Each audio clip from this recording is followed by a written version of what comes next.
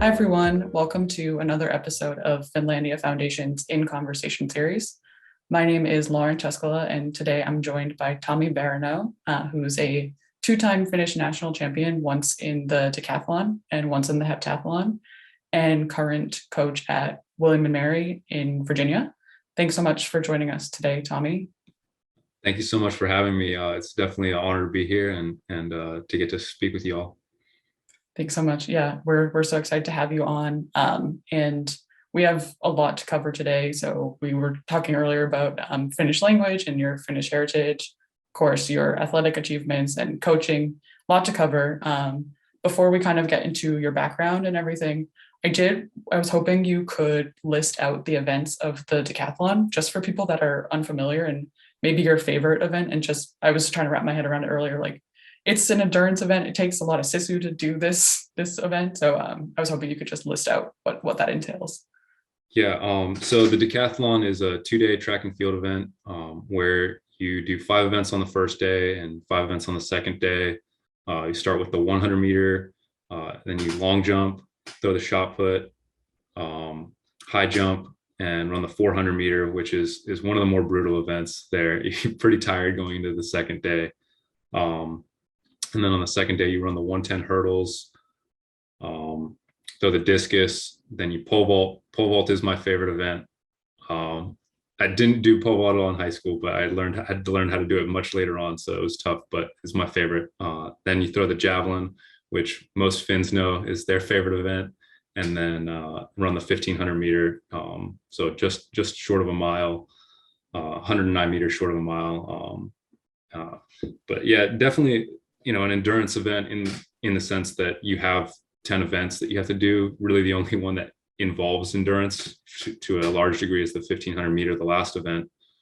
But I feel like, yeah, sisu is a big part of it. And in the questions that I was sent ahead of time, it was like, what does Finnishness mean to you? And I just put one word, sisu. Like, for me, that was kind of part of my upbringing. Not that I was taught to have sisu, but like I was just taught what it is. And hey, it's don't give up, keep going, keep working hard. And a definition I found that I really liked was the unrelenting determination to complete the task you set out to do. So when you start the decathlon, you might have a bad event. You probably will have several bad events, but you keep working hard and you keep going and you finish it to the best of your ability. But yeah, those are the events of the decathlon. And then the heptathlon's a little bit easier because you don't have to run the 400 on day one. So you feel a little bit better coming back to run the hurdles on the second day. But yeah. Great. Thank you so much. Yeah, for going through that. I think, like you said, it really encaptures sisu. Like that's what that event sounds like to me. And I'm very interested later on to hear about that pole vaulting and how you had to learn and getting into that training. So thank you for setting that up just so people understand the context there and how much goes into it. So now kind of wanted to get into your background and we can start with your childhood and just discussing where you grew up, basics, family structure, things like that.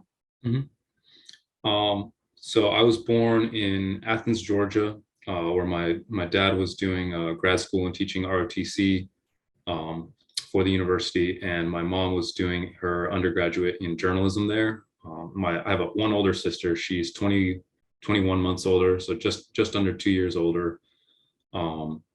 She lives in Sweden now. She's been there for 10 years, I think now. So I don't get to see her super often, but we play like Word Feud on the phone, so we kick and touch that way. We get to every day we're exchanging a battle that way. But I was born there. I don't have any memories of it. I was so young when we left. I wasn't even a year old when we moved. Lived in Virginia for about 3 years. So I don't have very many memories from that either. And then we moved to Kansas, Fort Leavenworth. We lived on base there for 3 years. And that's really where I started creating like my first memories of, growing up and childhood. And I really liked it there. There was, on base, I didn't understand that it was a military army base, really. I just kind of really liked having a lot of kids the same age around me because, military families of certain ranks, same age people, same age kids. So it was just a lot of fun people to play with. We had a giant field behind our house that we'd just go and play, and there's some trees, and we'd climb trees. And that became like I loved climbing trees when I was a kid. That was my thing. Before I was playing sports, I was climbing trees, and that was all I did. But then, so I started school there, and then moved back to Virginia. My dad was stationed in Virginia for the rest of the time that I lived at home, and actually until he retired. So I didn't have to move around anymore. So I lucked out and I didn't have to move around too much. But did my growing up there in basically the suburbs of DC in Northern Virginia. Yeah, that's basically it for growing up. Not too crazy. There wasn't too much going on in Virginia. It's the suburbs, so lots of middle class people and houses, and not much to do but try to get involved in sports or some other clubs and things like that. So I played soccer growing up, and I wanted to go professional soccer. That was like my goal, my dream. And as I got deeper and deeper into soccer, I was playing goalkeeper because I had been good at it at one point, and then they were like, okay, you're the best at this, so you have to do it. And so that was what I became better and better at, but I hated playing goalkeeper. So soccer kind of started to be less and less the dream there. And I had been high jumping with my dad from, I don't know, before I can remember things. So I just remember, like, my first memory of high jump is actually from the track in Kouvola, which is my mom's hometown in Finland.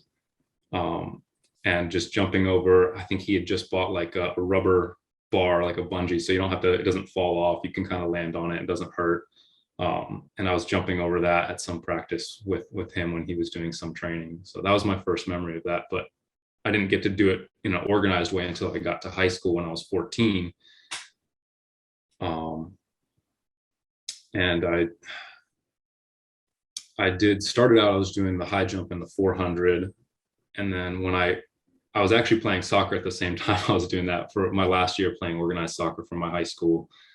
And it wasn't a good environment on that team. I didn't really feel super welcome on the team. And I just felt like track was a much better avenue for me. I really enjoyed it, and I could really work hard. And I didn't like being still in the goal, and I got to just run as hard as I wanted to in track. So that was really nice for me. And so the following year, I signed up for cross country. I did indoor and outdoor track, and it was just track from then on. Gotcha. Yeah, that makes sense. The stillness of being in goal and like being able to have an outlet and actually run and be out and get out in the open field. Mm-hmm. I'm simplifying. You're not just standing still in the goal, I know. But you are moving around a good Sorry amount. To goalies. Yeah. Yeah, it's not. I played midfield a little bit too, so I liked that, but I didn't get to do that when I was playing at a higher level. They didn't let me. Right. And just quickly back to your mom. So she came over to the US in her childhood, or when did she come to the States? So she's a first generation American. Her parents did not speak very much English at all. So she grew up in Kouvola. She was born right around the same area there in Finland, and met my dad at Kalevan Kisat, so the Finnish national championships in Kouvola they were hosting. And my dad was actually there watching. He's friends with Jan-Erik Romar, who was a decathlete, and he was there watching him compete at nationals. And my mother was working the meet. I think she was giving out awards, or she was working something, and he was like, I like the way this young lady looks, so let me go talk to her. And he worked up his courage and went and talked to her, and they started dating. And then once they got married, she moved over to the US in the mid 80s, and that's when she started doing undergraduate journalism at University of Georgia. And short while later, in 1986, my sister was born, and then almost 2 years later, I was born there, and the rest is history there. Great. Yeah. And we were chatting before about growing up speaking Finnish at home, and you were telling me some interesting things about you had to speak in Finnish to your mom growing up. Yeah. So my mom was like, well, her English was very good. She actually had tested out of some English classes that my dad had to take in college. Wow. just based on, because I mean, the Finnish education system is extremely good. So her Mhm. English grammar was very good, and she was able to pass those tests and everything.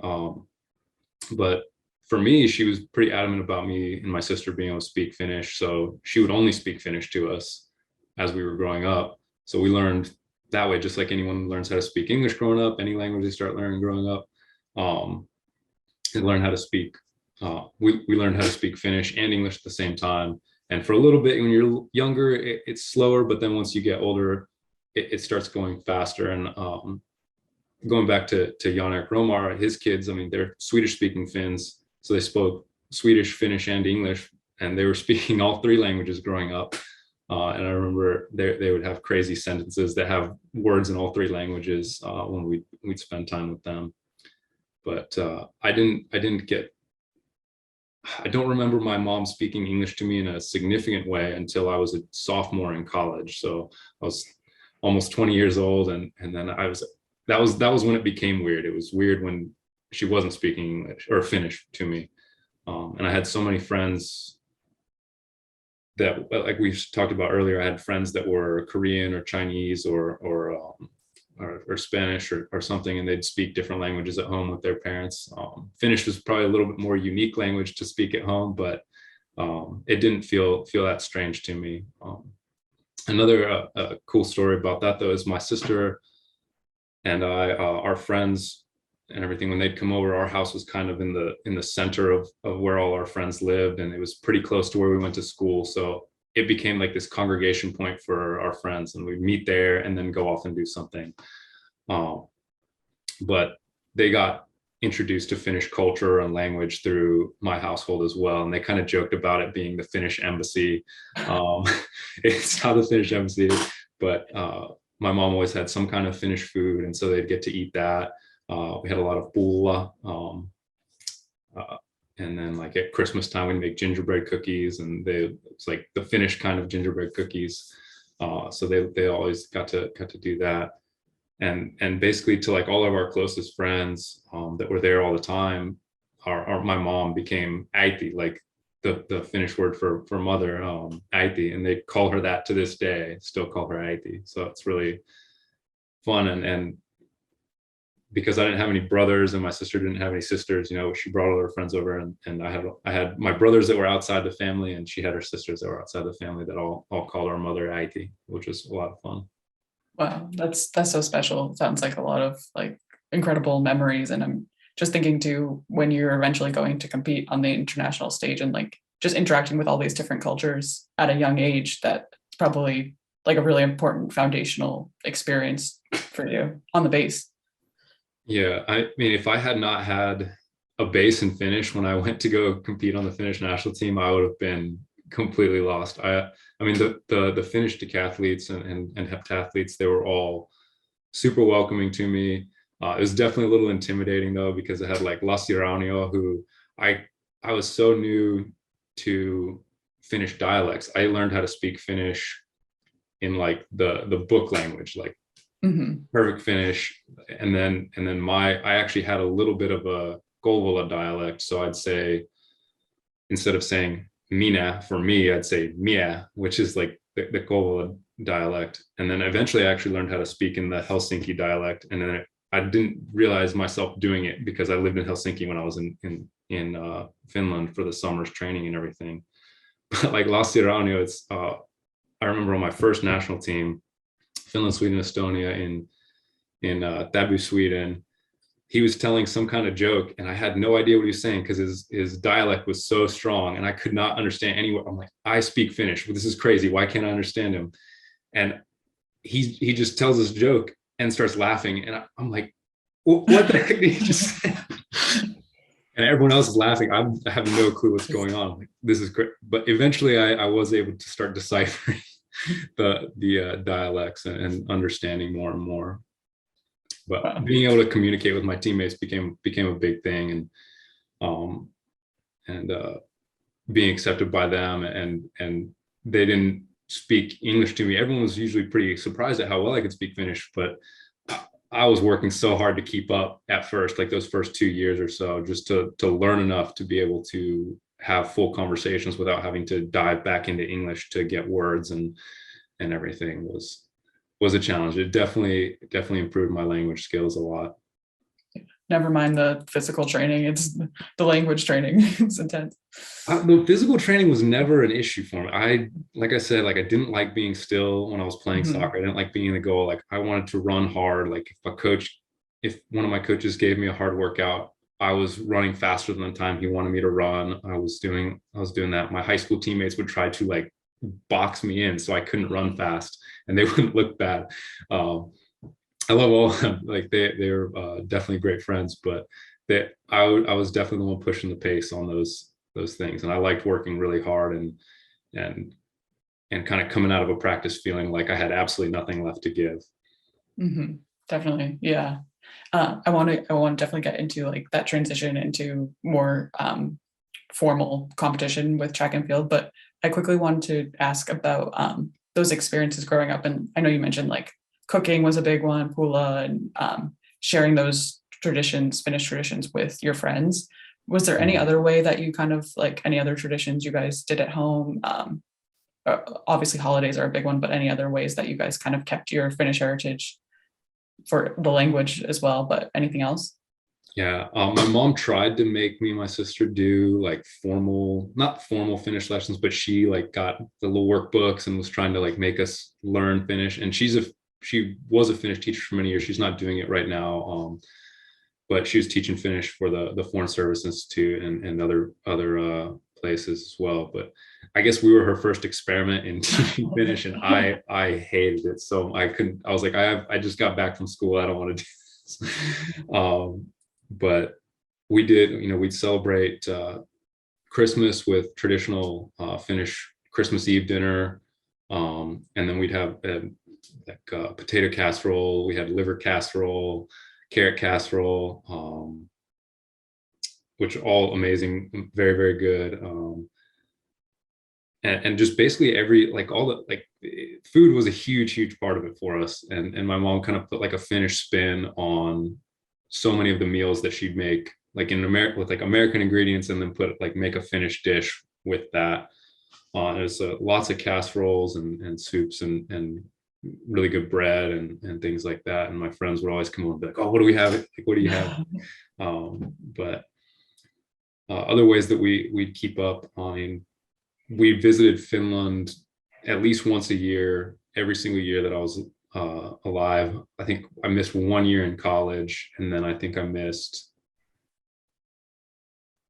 1 year because of the coronavirus. I think those are the only 2 years that I missed. Even I had a surgery 1 year so I couldn't go over and compete in the outdoor season, but I'd already been there in the winter season to compete indoors, so I didn't even miss that year. So I got to go over there quite a bit.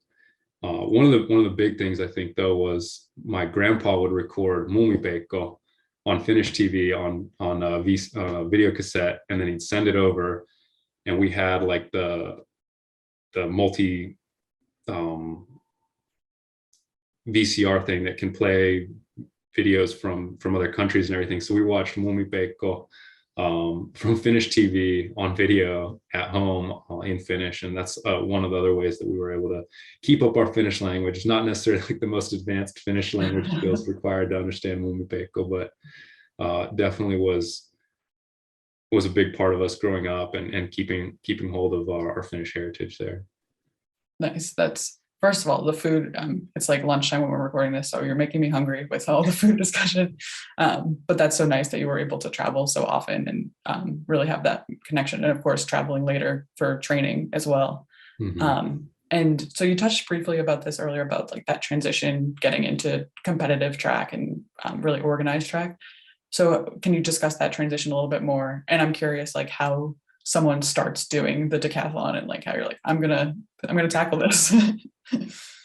Well, so for me, getting into track, it was kind of like coming back to something that I already knew really well, and then just formally starting to train and compete in it. I had done high jump since before I can remember, and then I'd done a couple races in Finland actually when I was like really young, and we'd be there and they'd be like, oh, just go run in this race, you know, you run a lot. And so I just went and ran in a race there. I think I did like 2 races, and I think I placed in both of them, but I have no idea what I ran or what the distances were or what the times were or anything like that.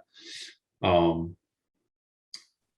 it was really just getting into a formal setting. And then I worked really hard. I was younger than basically everybody else in my grade, though. I started high school at 14 and most people were 15.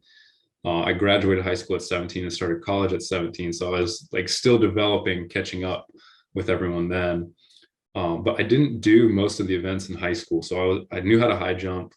I just had to get much better at it. I was pretty terrible, nowhere near as good as my father was. And then I really fell in love with running the 400. I wanted to do, like, that became the new like goal. Like I wanted to go and do soccer. And then I was like, okay, like I ran the 400. This is what I want to do now. And even from when I was in second grade, I remember I had done some kind of report or picture or something, drawing of me like driving a motorcycle home from the Olympics with like a medal or something. And my teacher wrote on it like, oh, that's a great goal. I never made the Olympics. I had a couple chances where I was in good shape in years and couldn't get it done to qualify, make the qualifying standards, but still was pursuing that goal the whole time. But once I kind of got, I'm going off on all kinds of directions here, but once I got into track and got, I became obsessed with like the 400 meter. That's what I wanted to do. I wanted to go to college to run the 400. My role model, my hero was Jeremy Warner. He had just won the Olympics in 2004 when I was in high school, and he was 19. I was like, oh man, this guy is crazy. He's so good. Like I want to be just like him. And I was kind of like, I just got to train so hard to be fast. Quickly found out that I wasn't fast enough to run the 400 at that level. I think I mentioned earlier that I started running cross country to stay in shape and everything. And that really helped me get my times down. Being able to run for longer helped me get my times down. Didn't help me out in many of the other events because it was so much long distance training that it kind of slowed down the sprinting. But so the only field event I really did in high school was the high jump, and then I could run. And then when I went to college, they were like, you're going to do the decathlon here. I was like, okay. And I had an idea that that's what they were going to make me do. My high school coach had said, yeah, you're going to do this. And so that's how I kind of got into decathlon. Well, I guess I should talk about how I got to Georgia first before I talk about that. But I'd say that the way that in America, you start the decathlon, and in Finland, or in Europe, anywhere you start the decathlon is very different because there's more like opportunities through clubs to do multi-events in Finland. And in the US, they're growing now. They're able to do more and more now. And I'm seeing more of the people I recruit to my team here are able to do multi-events in high school. But when I was in high school, there was none. It just didn't exist. But when I was getting recruited to Georgia, I had missed my outdoor season my junior year, which is the main season that coaches look at to recruit high school athletes. And coronavirus really highlighted that for us here. We missed out on so much evaluation time for athletes that we've had to recruit. And I kind of missed that. I was like on my own missing that, and all these other people had put up all these great marks. So people didn't really know about me in college and what I could do. And I ran so many relays that my individual times weren't that great. I was just running relays and relays and relays, and I was an okay high jumper. So they didn't have a really high basis to recruit me off of. But my sister was also doing track and field. She was high jumping, hurdling, running 400 meters, 300 hurdles, 100 hurdles. She's long jumping. So she actually went to Georgia as well. She went primarily for school. It's a very good school as well as an athletic program. And so she was she was a freshman on the team when I was a senior in high school. And I guess I ran in this one meet where the winner of the meet in the event I was in, the 500, he ran like the second fastest time ever in high school.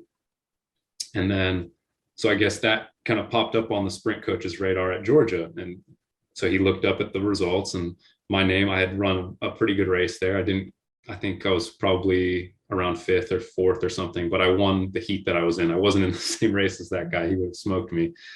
But he saw the name Barrineau on there. And because my sister was there, he's like, okay, we have a Barrineau on the team. Is this her brother? It's in Virginia. She's from Virginia. So made the connection. And then he asked my sister that, hey, you didn't tell me your brother ran track. She goes, yes, I did. He goes, well, you didn't tell me he was any good. She's like, okay. So he's like, I'm going to call him. So I got a call a couple of weeks later from him and they started recruiting me a little bit. And then so I consider myself extremely, extremely lucky. I consider it a very, very lucky circumstance that I even got the chance to be recruited by Georgia because of that scenario happening. And then when I got to Georgia, being able to train for the decathlon with such a great coach, because the coach that was there when I was recruited to go there, he left, and they didn't even have a coach when I got there. So I was training with the sprinters, and then finally they were able to hire Coach Sean Wilborn, who's the head coach at Duke now, coaching their multi events and pole vault, and has elevated that program to a very, very high level. And I did, he was just getting started. He was just on the rise, and he was a world championships competitor in decathlon. He was an amazing athlete. He played college football, played in the NFL for 2 years. So very, very talented athlete, but very, very smart coach. And he gave me my foundation in the decathlon. And then, so he didn't want to coach me at first, actually, because he thought I was a distance runner because I ran cross country in high school, and I didn't really have great sprint times. I had an okay 400, and then my 100 was terrible. My 200 was terrible. I hadn't really done long jump. I'd never thrown javelin. I'd never thrown shot. I'd thrown discus a couple times. I'd never pole vaulted. So I had to learn all these events from scratch, and he was just such a great teacher and gave me a good foundation in all those things. And then when he left to go to Duke as an assistant coach, Coach Petros Kyprianou came in, and he was at Boise State before, and he was kind of on a rising level now, or then as well. So he was making a name for himself, and then he came in there into Georgia and was able to do very good things, and with the program there and recruiting all over the U.S. and Europe to get great athletes in there. But he kind of continued my education in that way, and it became one of the greatest multi-events coaches in the world, probably. So I was extremely fortunate to not be recruited by either of these great coaches, and also just happened to be in the right place at the right time to get recruited to Georgia, and then be able to learn from such great coaches. So I 100% luck. I didn't earn it at all. I worked every day to earn my spot on the team, and be able to compete at the highest level possible. But yeah, that was going to college. But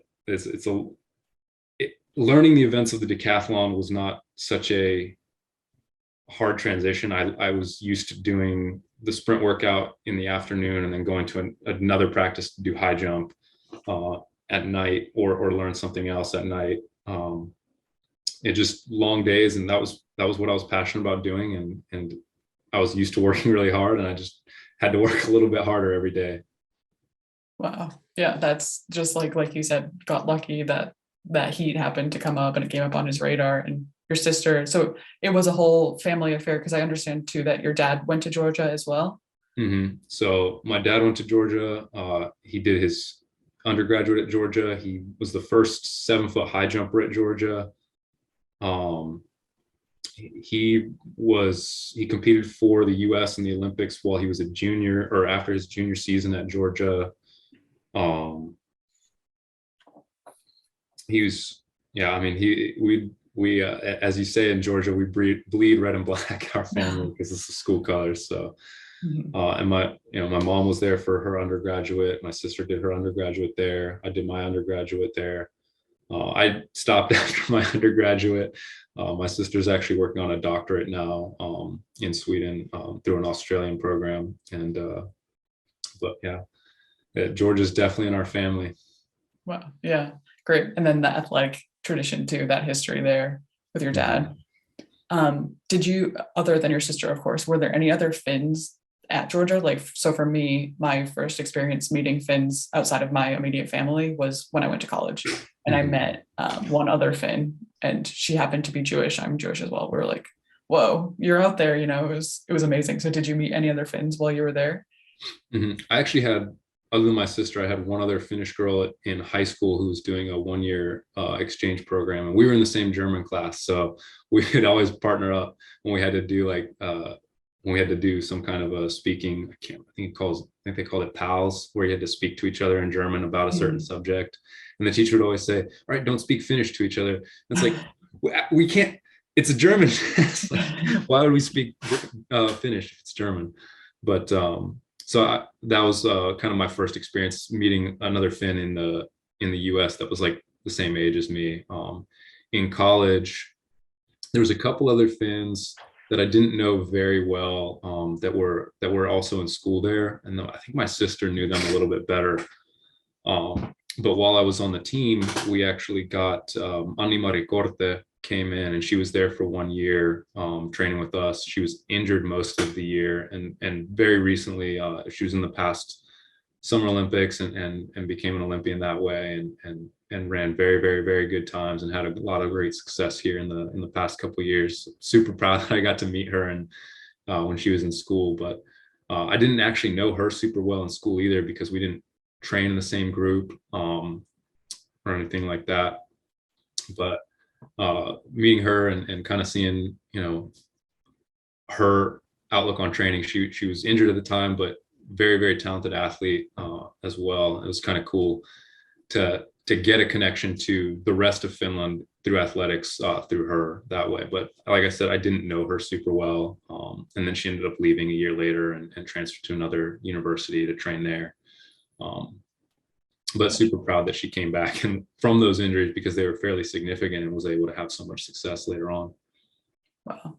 Back to sisu probably, right? That underlying thread. And then you mentioned too that exposure to world athletics. So transitioning, you're in school and now just transitioning to competing for Finland. So I believe you were first competing at the World University Games. Is that right? So my first international, or my first national team for Finland was in 2010, and that was in Sweden. We did the Finland, Sweden, Estonia competition, and then because one of the other guys got injured, they took me as well to European Cup, which Super League that year. So it was like all the best countries in decathlon came in there and competed, and I was actually having a really good meet, and then I had a no height in pole vault, so I didn't end up having a great meet in the end, but it was a great experience. And then the following year, I was able to qualify for the World University Games in 2011. I believe I finished 10th there, but just being on that team, because the two previous teams I'd been on it was just decathletes and heptathletes, so the women's equivalent of the decathlon for outdoor. And then when I went for World University Games, we didn't just have, you know, high jump and long jump and everything else. In track and field, we had, you know, gymnastics and cycling and rifle and wrestling and everything. So it was like it was the closest I ever got to going to the Olympics, I guess. But it was just really cool to be there for almost 2 weeks in Shenzhen, China, with just not just Finns, but people from all over the world. I spent most of the time with the Finnish team. But just being able to travel there and get to make bonds with people that weren't just multi-events. Jussi Viita was one of my roommates, along with Sami Itani, who has been the head for the Finnish track and field scene for a few years here now. So in another way, I'm very lucky to have known him and had such a great relationship with him early on. But we had some great hammer throwers. I think I'm not sure if we had a javelin thrower that year. Now I can't remember, which was strange. But we had another guy that I made a good relationship with was I can't remember his name. I'm going to get so much crap for this, but the pole vaulter who's doing decathlon as well. Gosh, I cannot remember his name now. I feel so bad about this, but I made a good relationship with him as well, and was able to compete against him in my final decathlon, which was at Kalawankisat in 2017. Yeah, and just that experience, I'm sure, like, obviously your parents were proud of like the athletic success, but competing for Finland and just like competing for your mother's home country, what was that experience like?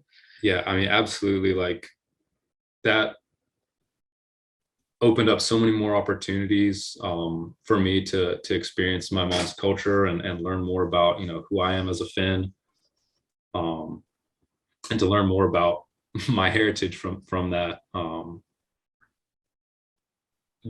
Like, not only did my language get better, I learned more about the country. I got to travel around the country more for various meets there. I got to travel around Europe with people from all over Finland and meet different coaches and different coaching styles.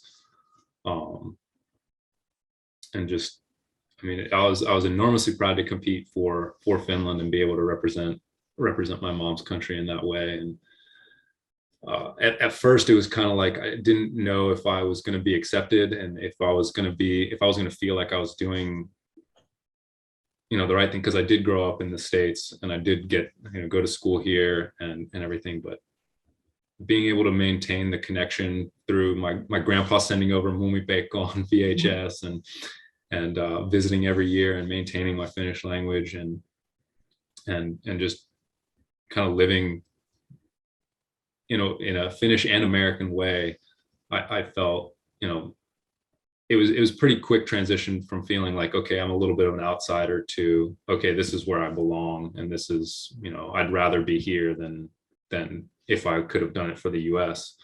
So there's just so many more opportunities for me to learn about my country and my culture and my heritage. I got to spend so much extra time in Finland because of that, doing things that I love the most about that. Like, to this day, like, I still try to go every year to go to the lake, to go spend some time at the Mökki and sauna and get in the lake and just put my cell phone away and not have to worry about anything. And I was able to do that a lot more just from being there and being around my people and our people. Yeah. That's so special. And I'm interested too. I know you mentioned the differences in coaching styles. What were some of those differences that you saw? Like, for instance, when I was first training, I was just running a lot. We did a lot of conditioning and a lot of training. And once I started to kind of see how the Finnish decathletes trained, it didn't seem like they were running nearly as much. And maybe just it's because of a different background in, like, I started as a 400 meter guy and a high jumper. I wasn't a very talented high jumper, so I just trained the 400. And I was like, I'm not going to get that much better high jump. My technique is very good. I just can't jump very high. But I just did a lot of running, and that was kind of what my base came from. I had a decent 100. I had a good 400. I could run the 1500 as well as I needed to get a place or to win a meet. I never ended up having to run it too fast, which I'm thankful for, but would have been nice to see how fast I could have done it at some point. But it just seemed like the Finns focused a lot more on technique and then also on recovery. There's a lot more recovery built in, whereas we were kind of, in the US, we're kind of just pushed to train hard, and then you make it through that, and then you're in really good shape. But it seemed like a lot of the times, not just Finns but also Europeans would work, and then not to say they didn't work as hard, because they definitely worked just as hard, but if there was something that, like, an injury kind of came up, or some kind of a overuse thing came up, they would take a step back and take the rest. And I think that probably contributes to a little bit more longevity and in their careers. I mean, I retired at just up my 28th birthday, 27th birthday, 27 or 28. Now I can't remember. I'm getting all off. I think it was 28. Retired right there. And I don't think I could have gone another year. I was in such bad shape, but I have friends that are in their 30s now or early 30s that were able to compete at a very high level for a long time because they take care of that thing as it came up. And I don't know if it was in my nature to do that. I just no, the sisu inside me and would just go and just complete this thing. Like it's okay. Like you're gonna be able to take care of that later. But I probably should have slowed down and taken care of that. But yeah, that mindset is really interesting, and just different cultural differences and everything. And you mentioned it earlier too, just because it's sauna week for the Finlandia Foundation, so it's on the brain. Was that a recovery tool that you used while you were there? Yeah, for sure. Definitely like to use, like I still like to use it to this day if I'm having like a rough time. If I get to go visit my parents, they have a sauna in their basement, so I get to use that. Installed by a Finn, not an American sauna. It's built by a Finn, so it's a Finnish sauna. Yeah. And it actually snowed this winter when I was at home, so I got to go and I went sauna and then ran upstairs and dove into the snow and did some snow angels before running back into the sauna, which was nice. But yeah, we did sauna as a recovery tool. And then one of the things I really enjoyed about being in Finland in the summer was that so many lakes that, especially when I was training in 2014, spent the week before Kalevankisat in Kuopio, and the track, it's on a peninsula just surrounded by this massive, beautiful lake. And so the water is less than 100 meters from the track. So I would do a workout and then I'd just walk over in my tights and I'd get in the water and I'd swim around for 10 minutes and just use the water to recover, and just, feel much better. And I was doing that every single day before I went to the competition for Kalevankisat. And whenever I had a sauna available, I was trying to use that and just obviously trying to stay hydrated as well because of the sweat, but definitely a great way to relax and kind of calm down and everything at the end of the day. That sounds so beautiful. Right into the water after the workout sounds absolutely lovely. Yeah, I was a little bummed because that year, that was the year that I ended up being able to win for the first time at Kalevankisat, and it was a tough competition between Juuso Hassi and me. I think we were 7 points apart going into the 1500. So for context, it's the final score, I was 7,608, and I think he was 7,550 or so. So I mean, a 7-point difference when you're in the 7.5 thousands is just very, very close. It's about a second difference in the 1,500 meter. But I was able to win that meet, and then I was like, okay, everybody, we're gonna go do a recovery in the lake right after the meet. And then I had to go and do drug testing right afterwards. So they all went to the lake and did a recovery, and I had to go sit in a room and do drug tests. No. So I didn't get to go and take part in that celebration. Oh, yeah, very different experience. That's not fair. It's okay. Part of the job, right? Definitely part of it, but They threw me into the steeplechase barrier while we were doing the victory lap on the track. So I did get some water. Some water there. That's good. And so before we kind of transition to your coaching now, I just want to know, like, you've had such a successful career and it's been so interesting hearing about those different endeavors. Is there any moment that really stands out to you? You could on the track, off the track, both, any particular moment that's like really standing out? So I'd say probably the two of the biggest moments were winning. So in 2010, I was able to win the indoor SEC championship for the Southeastern Conference in the heptathlon. So that was my first like big win of anything in college, and it was kind of like this goal for me the whole time. And I remember leading up to that meet, I had the best score in the conference. I had the best score in the country for about a week, and then Ashton Eaton, is still the world record holder indoors, he went and scored something ridiculous and took the #1 spot. But I still had the top score in the conference, and all these the media surrounding it was saying, okay, this, Gray Horn is going to win, and then Corey Holman's going to be second. Corey Holman was my teammate, one of my best friends. He was one of my groomsmen in my wedding. And then they were talking about Terry Prentice in Arkansas. He's gonna be like third, and like I just felt like, why does nobody think that I can do this? Like, I have the best score. Like, I've been the most consistent, and so I just felt like this kind of disrespect from these people. And there's some stuff going on behind the scenes that I don't want to get into too much about. I was hearing some rumors about people talking some crap, but won't say who it was. Coach Petros Kipriano was my coach at the time. And I remember going before the first event of the heptathlon, he came up to me and I was sitting there, it was just me. And he comes up and goes, "Tommy, nobody thinks that you can win this.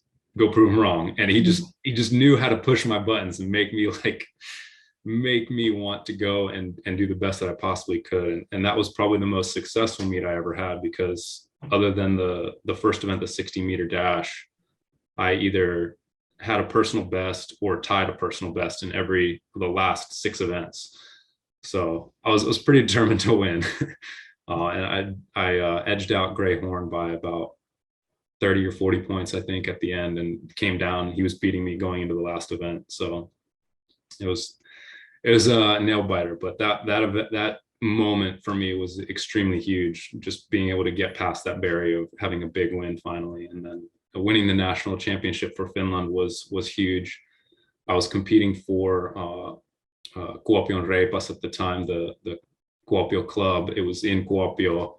I got to spend a whole week there training beforehand, and normally I was just training in Helsinki, and then I'd travel a day or so before. So I really had this connection to the town. My first summer actually training in Finland, I had lived in Kuopio for about 2 months with the Aronpää family, and that was kind of that time where I was transitioning, trying to get better in Finnish, and I was just immersed. They all spoke English, but as living in a Finnish household, we spoke Finnish. So I had this connection with Kuopio, and being able to win there was just this massive, feel good thing for me. And I had Aki Salminen was there. He was also in that club, and just being able to share that moment with him was just so special and everything. Awesome. Wow. Yeah, those are incredible moments. I'm thinking too, on Finnish stubbornness as well. You're going to prove those people wrong from the track college. That's great. And now just transitioning to the coaching. So I know you coached for Duke after you finished competing, or while you were competing, and now you're at William and Mary. Were you always thinking coaching was something you'd do in the future? Was that something you envisioned? It became something that I envisioned kind of partway through college. In high school, I had been around track for so long, and my dad was he was the high jump coach at my high school. He's the head coach at the high school now, so he's coaching much more than just high jump. But I was always kind of helping out younger athletes to try to learn how to, mainly in high jump. I wasn't the nicest person when it came to running. I always just wanted to go fast. So I didn't really wait for anybody, and I'd try to push people pretty hard in running, but I was much more patient in trying to help people learn the field events. And then in college, when I first got there, I was the only decathlete my freshman year. So I was learning directly from my coach, Wilborn. And my sophomore year, we brought in 3 more guys to train for decathlon. So I had this base of knowledge that I had from my coach, and he was coaching other events as well. So when he wasn't super around all the time, he was coaching pole vault for the vaulters, and we had to go over and throw a shot. I would try to show them a little bit of what I had learned from him the year before or in the past, and kind of just keeping an eye on things that way. And it became more and more a part of my identity as an athlete, to help those around me as I got deeper and deeper into the decathlon, which I did for 11 years, so it became a lot more coaching at the end than training. And when I was at Duke, I wasn't teammates with the athletes anymore. I was there. I was training to be, my goal was to make the Olympics and do as well as I could on the Finnish national team and continue to be selected to go and travel and compete to represent Finland. But I was also, I was there with Coach Sean Wilborn to help him train his athletes. So a lot of time he would put, I was still training. He'd say, okay, I'm going to go and work with the long jumpers. You take the decathletes over and throw a shot for 30, 45 minutes. So I would train them in shot and I'd get my workout in.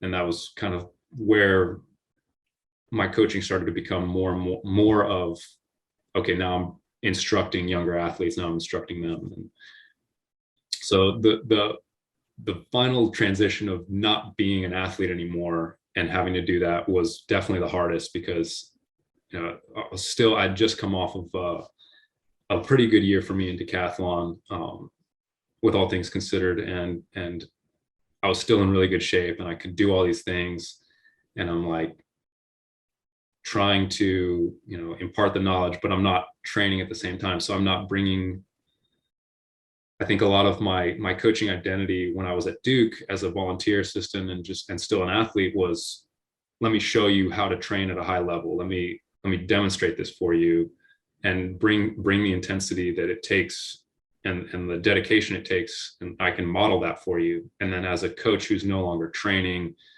trying to impart that knowledge or not knowledge, but like the intensity and the dedication that it takes is much harder, because I'm not there doing it with them anymore. And I'm trying to show them through what we do in training, like, okay, we're running this now, and then we got to do this, and then we got to do this, and then we have to go lift. And they're like, oh, I'm tired.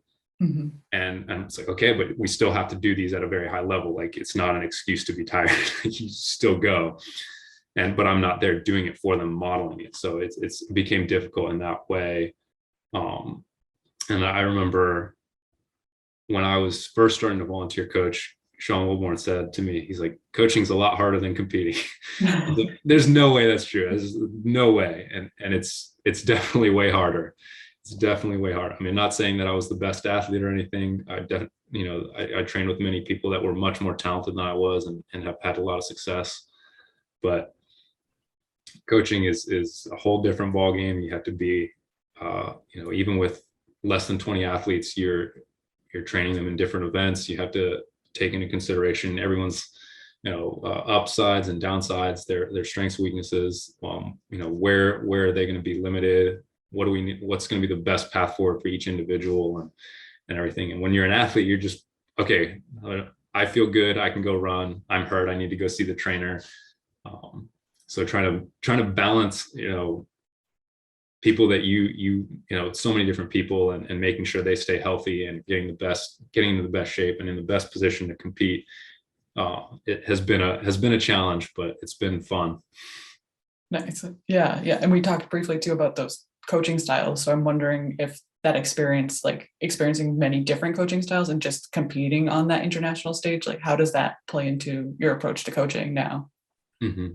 Well, I try to coach every athlete as an individual rather than like in a group. So even if we're all doing the same drill or the same workout, one athlete may have a completely different goal from that than another one. And I think I probably take a lot from what I saw when I first came to Finland, like that, hey, like if you're hurt, we're going to adjust this. We're going to make sure we're doing something that is, a level that you can tolerate and stay healthy and be able to, not have a setback that's going to hold you back for several weeks or months even. So a lot of my goal is just I check in with the athletes as much as possible. Like if it looks like they're hurting or it looks like they're struggling with something, I check in. I'm like, hey, are you good? And they're like, yes, I'm good. I'm like, nothing hurts. Like, no, my shin a little bit. I'm like, okay, well, have you been checking in with a trainer? And I just get on them about that, so that they're checking in and taking care of themselves. Because like I said, like when you're an athlete, you can feel it, but when you're the coach, you can only see what they're doing. And just trying to keep them healthy has been a big challenge. But I think that more and more coaches are starting to coach that way, where they're looking at the holistic part, not just, hey, we're going to train really hard, and then if you make it through, you're fine.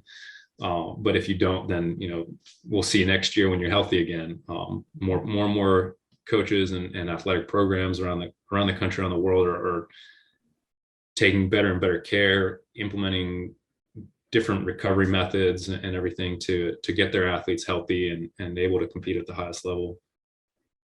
So I'm just trying to keep up with that as much as I can and do the best job that I can with that, and integrate any style that I can to make my athletes successful.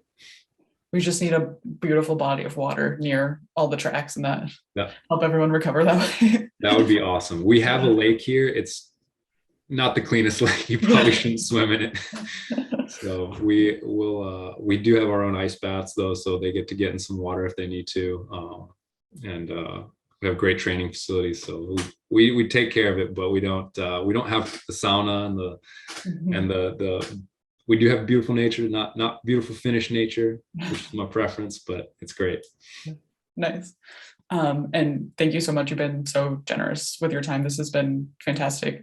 Just a couple more questions before we wrap up. I was just curious, about that Finnish track scene and I know you spent a lot of time there and talking about more training at the younger level too for multi events. So now hearing you talk about decathlon and hearing your passion, I'm excited to follow along. So are there any athletes that we should be watching out for, evolution of the sport there? Any insider information you can share? Yeah, so I haven't been as involved in it as I was a few years ago there, since I stopped competing, but I still keep in touch with some of the athletes and coaches over there. Mika Vakkuri was my last coach there. He was working with a lot of the national team people. And so on the women's side in particular, we've had Maria Huntington, who was in his last Olympics, and she's been really making a lot of progress. I was on the national team with her a few times. And Miia Sillman is just behind her in terms of what they're scoring in the heptathlon, and they've been doing really, really good things and have really great world rankings there. And then one more on the women's side, who's a little bit younger, is Saga Vanninen, and she, I think it was either last year or the year before, she was the #1 ranked youth heptathlete in her age group. So she in the whole world. So she's quite good, and she's already done some really very impressive things in the heptathlon. And wow, I definitely look for her to continue to improve and show up at the Olympics at some point, if she continues to progress.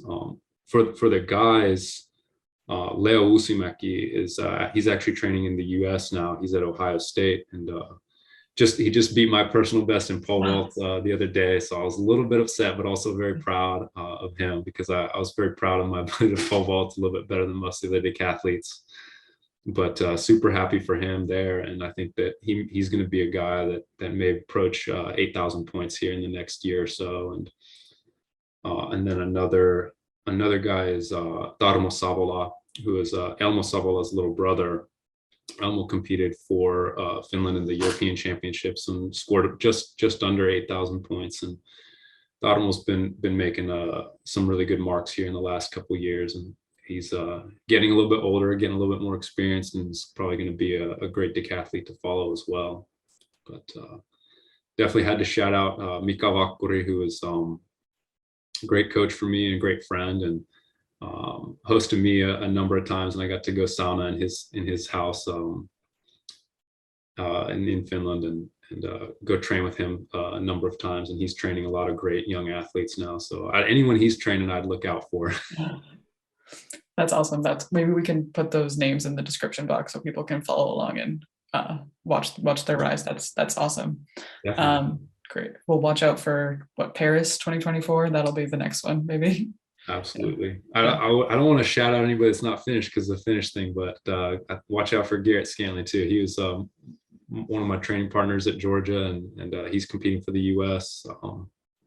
and I was just super proud of what he's been able to do. Sorry, this is No, not that's a good. finished thing, but that's my guy. So We'll have that connection through you, and then people can root for him too. That's fantastic. Right. Yeah. And then just to wrap it up too, just returning quickly to that question we kind of touched on earlier, just we've had so many various experiences and like going back and forth between Finland and the US, and just I'd love to just hear again like that, what does Finnishness mean to you? Everyone has their own approach. Just if you can wrap up with that. Mm-hmm. I mean, the sisu thing it's just been such a huge part for me for like the whole time that I can remember, like associating with Finland, and my connection to it is that it's to be stubborn, be like so stubborn that you won't give up on something until you accomplish it, or just break trying to do it, and then keep trying to do it anyway, even though you're completely like unable to. That was such a thing that I connected with. It just fit me so perfectly, and my approach to training. It's not always the best, and so a lot of the times now, like my Finnishness, because I'm not training anymore, and stubbornness isn't necessarily the best trait in a coach. You got to be a little bit more, flexible with things, and work with different types of athletes. So, I mean, now I look back on my Finnishness more, or look at my Finnishness more as being one with nature, and like being able to go to like a mökki on like a beautiful lake, and just be there with no distractions. You're out in the woods, you got blueberry bushes all around you and everything, and you got the sauna and the lake, and you just are able to be there in nature, and just relax completely, and have that balance and that peace. That's such a huge part of it for me now, and just I want to be in better contact with my Finnish friends, and follow the sport, but more so it's that balance, and that's the connection with nature, and the peace that brings is a little bit more of what it is for me now. But as an athlete, it was definitely the season. Awesome. That's so wonderful, and conjuring beautiful images. So yeah, thank you so much for your time. It was so interesting to hear your story and hear about those transitions, and just hear more about decathlon too. This was great. So thank you so much for your time today. Absolutely. I could talk about it all day. So the hour went by pretty quick to me. Yeah, it really did. Yeah, great. Thanks so much.